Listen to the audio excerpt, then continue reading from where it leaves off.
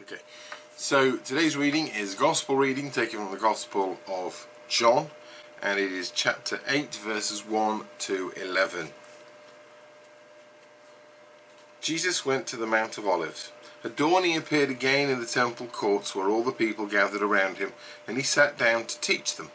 The teachers of the law and the Pharisees brought in a woman who had been caught in adultery. They made her stand before the group and said to Jesus, "Teacher, this woman was caught in the act of adultery. In the law, Moses commanded us to stone such women. Now what do you say?"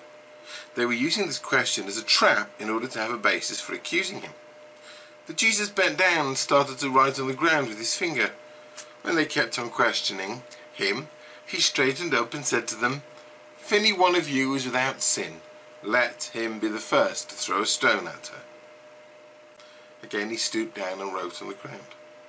At this those who heard began to go away one at a time, the older ones first, until only Jesus was left, with the woman still standing there.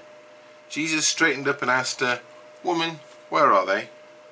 Has no one condemned you?" "No one, sir," she said. "Well, then neither do I condemn you." Jesus declared, "Go now and leave your life of sin." This is the Gospel of Christ. Praise to you, O Lord. I can never remember that one got right. Here we go.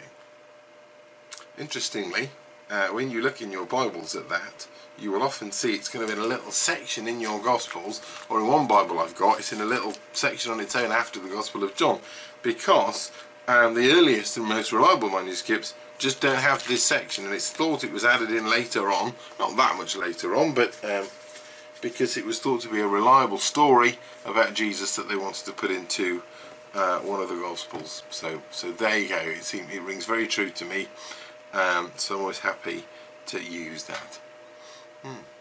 Okay.